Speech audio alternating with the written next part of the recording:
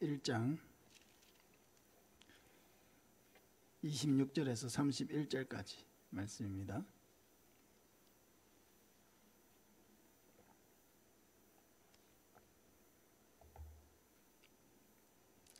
창세기 1장 26절에서 31절까지 한 절씩 교독하겠습니다.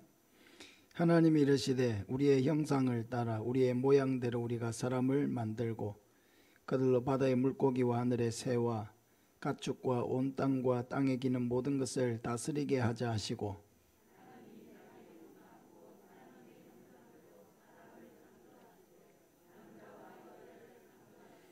하나님이 그들에게 복을 주시며 하나님이 그들에게 이르시되 생육하고 번성하여 땅에 충만하라. 땅을 정복하라. 바다의 물고기와 하늘의 새와 땅에 움직이는 모든 생물을 다스리라 하시니라.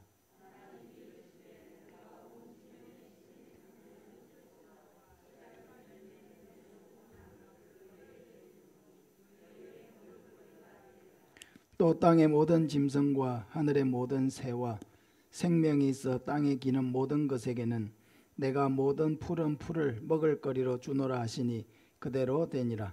하나님이 지으신 그 모든 것을 보시니 보시기에 심히 좋았더라. 저녁이 되고 아침이 되니 이는 여섯째 날이니라. 아멘. 아담의 창조에 나타난 하나님의 사랑이라는 제목으로 말씀을 전하겠습니다. 오늘부터 수요 기도회 때에는 성경에 나타난 하나님의 사람들에 대한 말씀을 살펴보려고 합니다. 한 사람 한 사람 살펴보기를 원합니다. 하나님께서 어떻게 사람을 통해서 하나님의 구원 역사를 이루어 가시는지 성경은 우리에게 증거해 주고 있습니다. 그러므로 하나님의 그 사역의 현장에는 항상 하나님과 동역하고 하나님께 쓰임받는 사람이 있습니다. 하나님께서 사람을 자기의 동력자로 삼으시고 또 부족하지만 그 부족한 가운데서도 하나님의 뜻을 이루어가게 하십니다. 아담의 창조에는 하나님의 깊은 사랑이 담겨져 있습니다. 첫째, 하나님은 온 세상을 다 만드신 후에 아담을 만드셨습니다. 아담의 창조는 여섯째 날에 이루어졌죠. 다른 모든 이 땅의 창조가 첫째 날부터 여섯째 날 아담의 창조 전까지 이 땅의 모든 필요한 것들이 다 만들어졌습니다. 아담이 살 수 있는 모든 환경을 조성해 놓고 하나님이 아담을 창조하셨다는 것입니다. 그러므로 하나님께서 아담을 창조하셨을 때 아담에게 이 모든 세상은 그 선물과 같은 것입니다. 모든 것이 완벽하게 갖추어지고 만들어진 후에 하나님께서 내가 너를 위해서 이 모든 것을 준비했어 하시면서 아담에게 다 내놓으신 것입니다. 모든 것을 갖추어 놓은 후에 아담을 창조하셨다는 이 사실이 하나님이 아담을 얼마나 귀하게 여기시고 사랑하시는지를 보여주는 것입니다. 두 번째, 하나님은 하나님의 형상을 따라서 아담을 만드셨습니다. 26절에 보면 하나님이 이르시되 우리의 형상을 따라 우리의 모양대로 우리가 사람을 만들고 했습니다. 그러니까 아담은 결코 우연히 생겨난 어떤 그런 것이 아닙니다. 어쩌다가 만들어진 것이 아닙니다. 어떤 진화론자들이 주장하는 것처럼 진화를 통해서 이렇게 뭔가 고등생물로 발전하다 보니까 사람이 되었다, 그런 것이 아니죠. 삼위 하나님은 아담을 만들기 전에 의논하셨고 계획을 하셨습니다. 그리고 하나님의 형상을 따라서 사람을 창조하셨습니다. 형상이라는 말은 그림자라는 것입니다. 그림자는 실체는 아니지만 그 실체가 무엇인지를 보여주는 대상입니다. 하나님의 형상대로 창조했다는 것은 사람을 하나님의 어떠하심을 반영하는 존재로 창조했다는 것입니다. 그래서 하나님은 사람을 하나님과 같은 인격적인 존재로 만드셨습니다.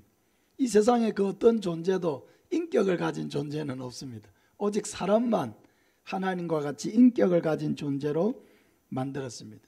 그러니까 인격을 가졌다는 것은 지적인 면과 감정적인 면과 의지적인 면을 가지고 있는 존재로 만드셨다는 것입니다. 지적인 능력이라는 것은 무엇을 생각하고 무엇을 구상하고 만들고 연구하고 발전시킬 수 있는 그런 능력을 말합니다. 그런 능력을 하나님이 아담에게 주신 거죠. 감정이 있다라고 하는 것은 상대방의 마음을 공감하고 사랑하고 또 하나님이 기뻐하시는 것을 같이 기뻐하고 하나님이 미워하시는 것을 같이 미워할 수 있는 그런 정서를 주셨다는 것입니다. 의지가 있다는 것은 옳은 결정을 내리고 그 뜻대로 행할 수 있는 능력을 주셨다는 것입니다. 왜 하나님은 사람을 이렇게 인격적인 존재로 만드셨느냐? 그것은 크게 두 가지가 있죠. 하나는 사람과 교제하기 위한 것입니다. 다른 하나는 하나님과 함께 마음을 합쳐서 주의 일을 함께 해나가는 동력자가 되도록 하기 위해서 사람을 이렇게 인격적인 존재로 만드신 것입니다. 사랑하는 여러분, 어떤 사람이 하나님의 일을 잘 할 수 있겠습니까? 그것은 하나님과 교제하는 사람이죠. 하나님을 잘 아는 사람입니다. 하나님과 교제하고 하나님과 말이 통하고 하나님이 하시는 말씀을 잘 알아듣고 하나님을 위해서 일할 때 내 마음이 기쁜 사람, 하나님을 사랑하는 마음이 내 마음에 충만한 사람, 그런 사람이 당연히 하나님의 일을 잘 할 수 있습니다. 그래서 우리가 하나님의 일을 하기를 원하는 사람은 항상 하나님과 교제하는 사람이 먼저 되어야 합니다. 하나님을 사랑하는 사람이 먼저 되어야 합니다. 항상 예배 드리는 것을 기뻐하고 또 예배를 통해서 하나님 주시는 은혜를 잘 누리는 사람이 되어야 합니다. 교제를 잘하는 사람이 하나님의 일도 잘 감당할 수가 있다는 것입니다. 세 번째로 하나님은 목적을 가지고 아담을 만드셨습니다. 28절을 우리 같이 한번 읽겠습니다. 하나님이 그들에게 복을 주시며 하나님이 그들에게 이르시되 생육하고 번성하여 땅에 충만하라. 땅을 정복하라. 바다의 물고기와 하늘의 새와 땅에 움직이는 모든 생물을 다스리라 하시니라. 하나님이 주신 목적은 하나님의 복과 함께 오는 것입니다. 생육하고 번성하기 위해서는 가정을 이루어야 하는 것이죠. 가정을 이루는 것은 하나님의 복입니다. 자녀를 낳고 기르는 것은 하나님의 복입니다. 가정을 이루고 가문이 번창해지는 것은 하나님의 복입니다. 하나님은 사람이 이렇게 하나님이 주신 땅을 정복하고 다스리도록 하셨습니다. 이것은 하나님이 주신 자연을 개발하고 환경을 발전시켜가는 것을 의미합니다. 우리는 하나님께서 주신 자신의 환경을 발전시키고 개선해 나가는 사람이 되어야 합니다. 주어진 환경을 탓만하는 사람은 아무것도 할 수가 없습니다. 주어진 환경을 탓하고 그러면은 그 마음속에는 불평하고 원망하는 마음만 생겨납니다. 이런 사람은 계속 다른 사람과 자기를 비교하면서 왜 다른 사람은 좋은 환경에서 이렇게 태어났는데 왜 나는 이렇게 힘들고 어렵고 고달픈 환경에서 태어났는가? 난 태어날 때부터 저주받은 사람인가? 막 자신을 이렇게 자학하면서 불평하고 원망하고 부모를 원망하고 이렇게 시간을 낭비합니다. 그러나 하나님의 사람은 불평하고 원망하는 사람이 아니에요. 환경을 탓하는 사람이 아닙니다.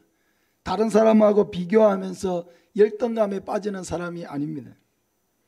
우리에게는 하나님께서 주신 사명이 있고 내게 주신 환경을 발전시키고 개선해 나갈 수 있는 그런 능력도 하나님 나에게 주셨고 그런 사명도 나에게 주셨다는 것을 항상 인식을 해야 하는 것입니다.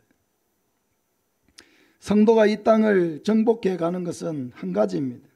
그것은 항상 왜 하나님께서 나를 이곳에 두셨는가 하는 것을 묻는 것이죠.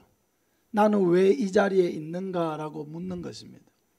가정에서도 항상 물으시길 바랍니다. 왜 하나님께서 나를 이 자리에 두셨는가. 일터에서도 직장에서도 물으시길 바랍니다. 왜 하나님이 나를 다른 곳이 아니라 이곳에 나를 이 모양으로 두셨는가. 내가 살고 있는 곳에서도 왜 하나님이 나를 이곳에 두셨는가 하고 항상 묻는 것입니다. 그것은 내 존재 목적에 대하여 하나님께 묻는 것입니다. 왜 하나님 나를 이곳에 두셨습니까? 하고 묻고 내가 무엇을 위해서 살아야 하는 존재입니까? 라고 하나님께 끊임없이 묻는 것입니다. 이런 사람은 자기의 자리에서 하나님의 목적과 그 뜻을 깨닫기만 하면은 모든 환경을 변화시켜 나갈 수 있습니다. 내 가정에서 왜 하나님이 나를 이곳에 두셨을까? 내 직장에서 왜 하나님 나를 이곳에 두셨을까? 그것을 항상 고민하고 하나님 앞에 기도하고 하는 사람은 그 뜻을 발견하게 될 것이고 그 모든 환경을 변화시켜서 나갈 수 있는 그런 개혁자가 되고 변혁자가 될 수가 있는 것입니다. 네 번째로 하나님은 아담에게 먹을 것을 주셨습니다. 29절에 보면 하나님이 이르시되 내가 온 지면에 씨 맺는 모든 채소와 씨 가진 열매 맺는 모든 나무를 너희에게 주노니 너희의 먹을 거리가 되리라 했습니다. 하나님은 아담이 처음부터 무엇을 필요로 하는 존재인지를 다 아시는 거죠. 아담에게 먹을 것이 필요하다는 것을 아시고 씨 맺는 모든 채소와 씨 가진 열매 맺는 모든 나무를 너희의 먹을 거로 주느니 이것이 다 너희의 먹을 거리가 될 거다. 먹을 것을 하나님이 주셨습니다. 아담이 달라고 해서 주셨습니까? 하나님이 아시고 알아서 주셨습니까? 하나님이 아시고 알아서 주셨죠. 다른 말로 하면 하나님은 우리가 무엇을 필요로 하는 존재인지를 아신다는 것입니다. 우리에게 먹을 것이 필요합니다. 그죠? 우리에게 입을 옷이 필요합니다. 살아가야 될 집이 필요합니다. 우리에게 직장이 필요합니다. 가정이 필요합니다.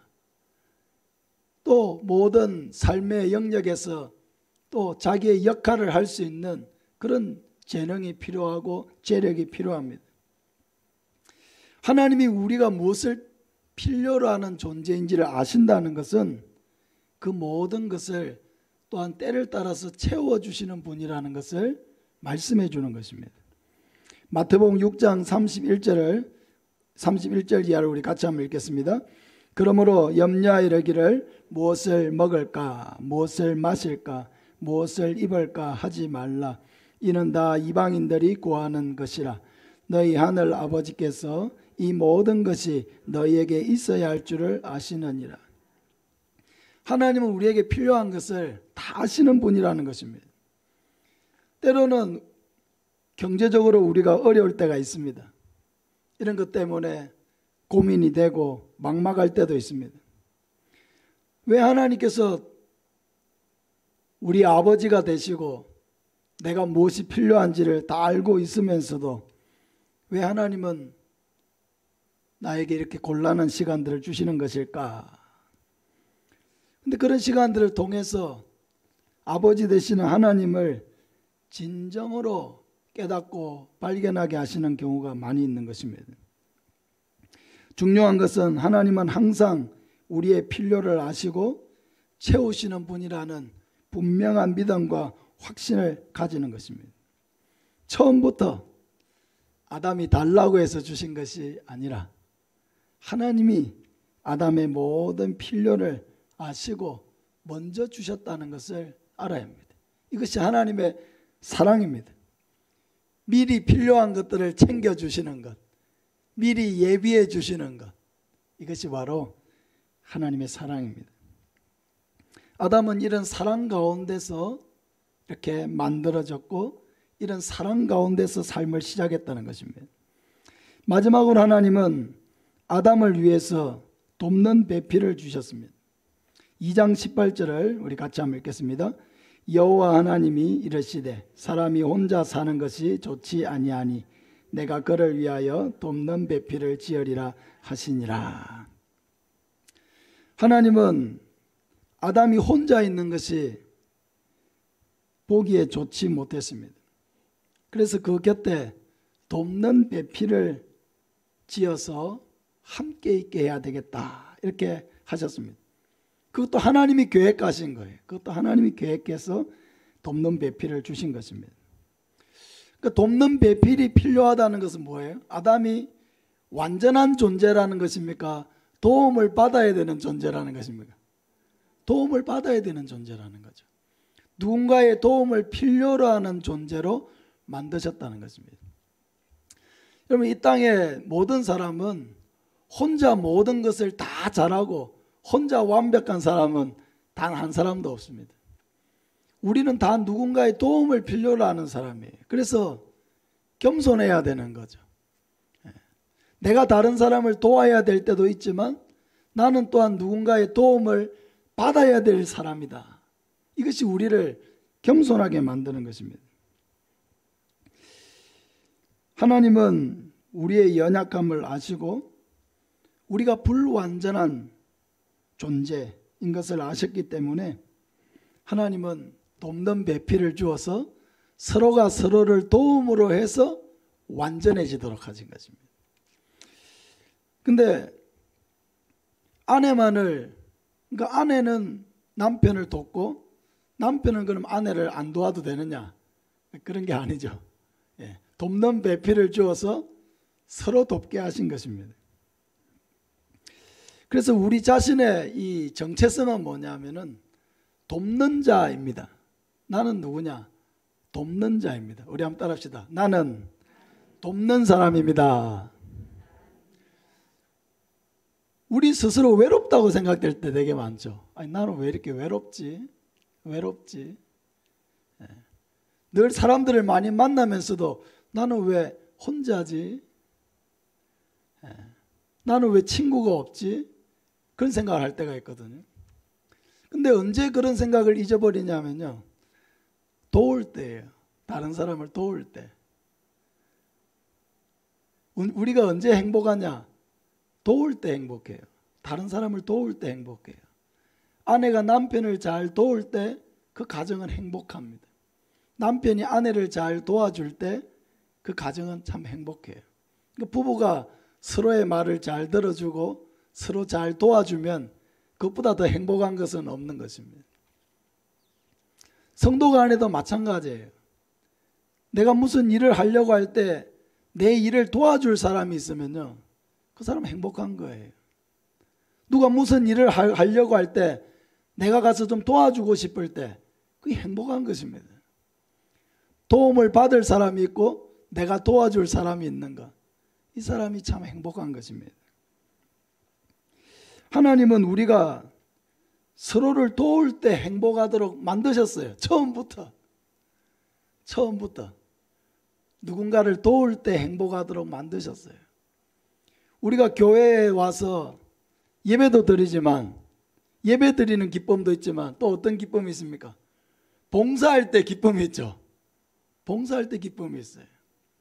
하나님의 일을 도울 때 그 마음이 기뻐요.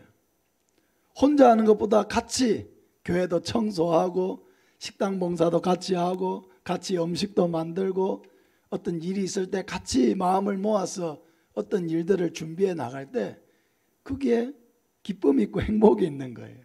왜?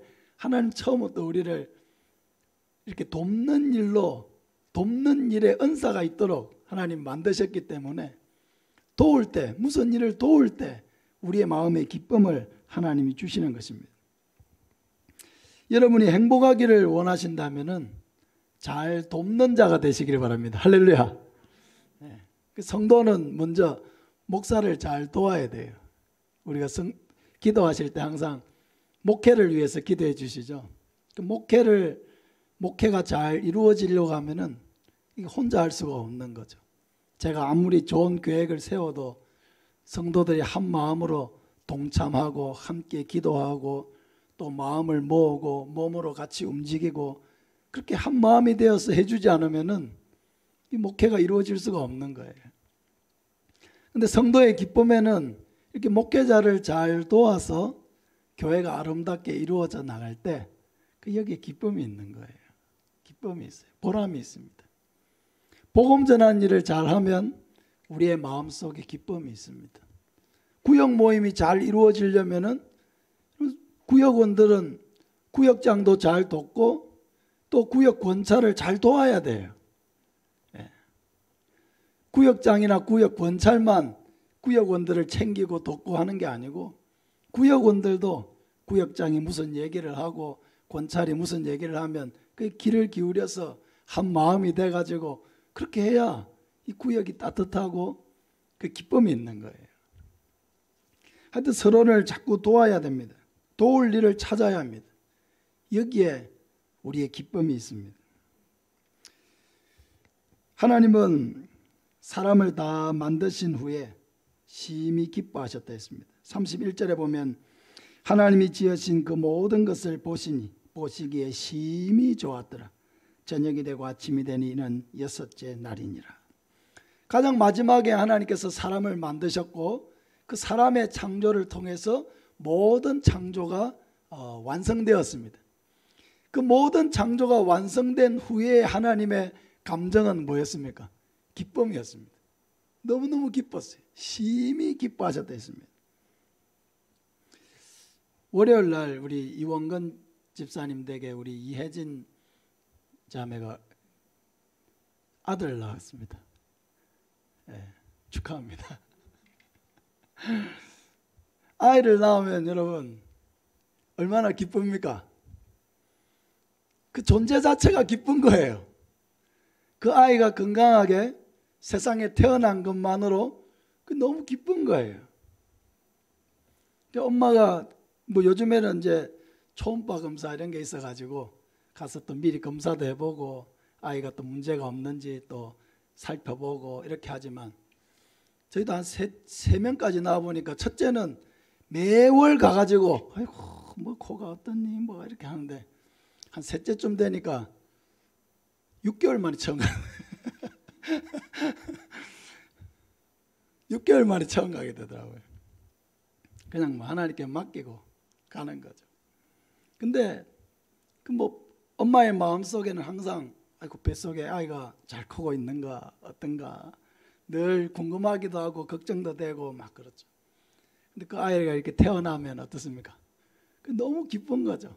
그 아이의 존재 자체로 그냥 기쁜 겁니다. 뭘 해줘서 기쁜 게 아니에요. 그 아이가 무슨 돈다발을 가지고 태어나서 기쁜 게 아니에요. 그냥 건강하게 태어난 게 그냥 기쁜 겁니다. 행복한 거예요. 모든 가족들을 그냥 태어난 그 자체로 모든 부모님, 할아버지, 할머니, 이모, 고모, 삼촌 다 행복하게 만드는 것입니다. 그러니까 하나님께서 이 사람을 만드셨을 때 기뻐하셨어요. 우리가 뭘 해서 기뻐한 게 아니에요. 우리가 무슨 좋은 일을 해가지고 착한 일을 해가지고 막 하나님을 막 기쁘시게 할 만한 무슨 일을 해가지고 하나님이 기뻐하신 게 아니에요. 그냥 우리 존재 자체를 기뻐하신 거예요. 나라고 하는 존재 자체를 기뻐하신 거예요. 그 존재가 하나님이 사랑으로 만드신 그 존재가 그냥 거기 있다는 그 사실만으로도 하나님이 너무 기뻐하고 행복해 하셨다는 거예요. 우리가 이것을 잊어버릴 때가 참 많거든요. 그냥 우리 자신은 아담처럼 그냥 우리 존재 자체가 그냥 하나님의 기쁨이 된다는 것을 여러분 잊지 마시길 바랍니다. 무슨 좋은 일을 하기도 해야 되겠죠. 선한 일도 해야 되겠죠. 하나님이 기뻐하실 만한 그런 좋은 일도 해야 되겠죠. 그런 일들을 통해서도 하나님 기뻐하시겠지만은 더 근본적으로는 그냥 내 존재 자체를 기뻐하시는 거예요. 내 생긴 모습 이대로 기뻐하시는 거예요. 내 성격 그대로 기뻐하시는 거예요. 다른 사람은 나에 대해서 이러쿵저러쿵 뭐 이야기할 수 있겠지만은 그는 사람들의 이야기일 뿐이에요. 하나님은 따라합시다. 하나님은 나 자신을, 나 자체를 기뻐하시고 즐거워하신다. 그건 너무 기쁜 거예요. 하나님의 형상을 닮은 존재가 내 앞에 있다는 것이 그냥 기쁜 거예요. 여러분, 아이들이 아주 뭐 영화배우처럼 잘생기고 예쁘고 그래서 기쁩니까? 아니죠. 그냥 나를 닮고 내 모습도 좀 닮고 내 성격도 좀 닮고 그냥 그런 아이가 내 앞에 있는 게 그냥 기쁜 겁니다. 내 아이이기 때문에 그냥 기쁜 겁니다.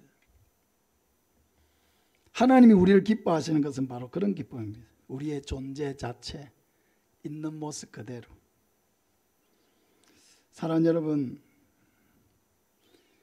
하나님이 우리를 너무 사랑하십니다. 너무너무 사랑하십니다. 그래서 우리가 죄에 빠졌을 때 하나님 마음 아파하시고 그런 우리와 관계가 끊어진 것을 아파하시면서 자기의 독생자를 이 땅에 보내어서 우리의 모든 죄값을 대신 치우게 하시고 다시 하나님과 화목하고 교제하는 존재로 다시 우리를 불러들이신 것입니다. 그만큼 우리를 사랑하신다는 것입니다. 여러분, 우리 마음의 기쁨과 담대함이 어디서 나옵니까? 이런 나를 하나님이 사랑하신다는 데서 나오는 거예요. 이런 나를 하나님이 기뻐하시고 즐거워하시고 사랑하시고 행복해 하신다는 이 사실이 우리로 하여금 담대하게 만들고 기쁘게 만들고 나라고 하는 존재에 대해서 자존감을 갖게 만드는 것입니다. 하나님은